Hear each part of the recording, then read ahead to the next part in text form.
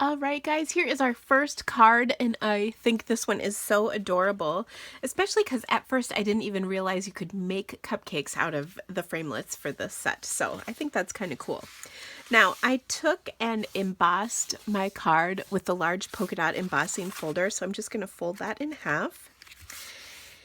And then you have a big thing of, actually yours looks more like this, a big thing of white twine, unless you ordered the bundle, in which case you have an entire package of white twine. But you're going to cut your twine into 4 pieces, okay? For this card, we need 32 inches of twine, so 32 inches. And what I'm going to do is I'm going to leave a few inches hanging off the front there. I will wrap it around twice, kind of crisscrossing it, and then I'm going to tie it in a bow at the front. Now, these dimensions, the 32 inches, of course, I'll have written in your directions, but it is a little generous. You probably won't need the full 32 inches in order to do this. I just wanted to make sure that you had enough on your card. Now, I'm going to kind of mess with the ends here till I like them. And then I'll trim off the excess, like so. Also, if you have kinks in your twine and you don't like those kinks, use your bone folder to curl the twine, and then you get kind of a little curl on it, which is kind of sweet too. Okay, so we'll set that aside as we prepare the rest of our card. So I've got some DSP and a piece of Watermelon Wonder cardstock, and I'm going to take my stamped image. Now let me show you how this image comes. It's actually one image, has Hope Your Day is on Cloud 9 and Happy Birthday. So I got the great, fabulous idea to cut those two apart. That way I can use them separately. So I have Happy Birthday here, and then I actually used this one separately on the thank you cards that you got with your orders. So I thought that was kind of clever. I always like getting a little more versatility out of my stamps. So I'm going to stamp Watermelon Wonder on top of this DSP layer. And I'm just making sure I have this oriented correctly and it looks good. So there we go. I can go ahead and adhere this to my cardstock layer, and then I'll pop this up on top of my card.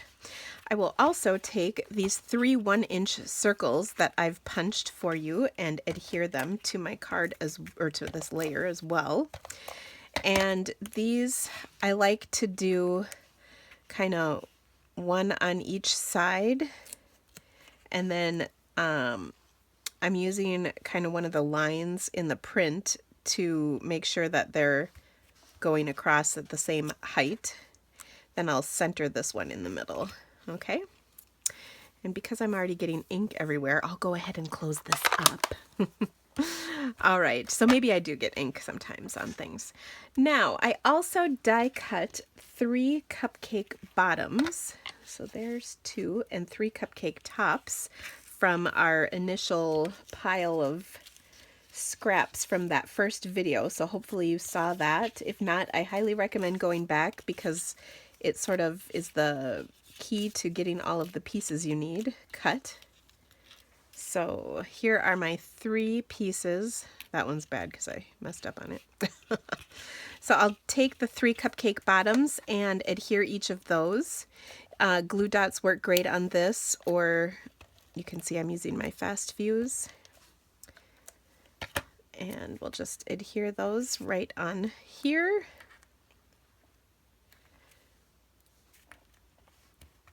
Okay. And then we'll pop up the cupcake tops. And an optional thing that you can do is go ahead and actually, I like to use edge pieces to cut these up because the edge pieces are kind of like a half a dimensional. But then my optional thing is to put some Wink of Stella on there. I'll show you on my sample because I have it on my sample. The clear Wink of Stella just adds a little glimmer to the frosting, which I think is kind of awesome. It really jazzes things up in my humble opinion. So I just set those right on top. like so. And then we will take and pop this whole panel up on top of our card.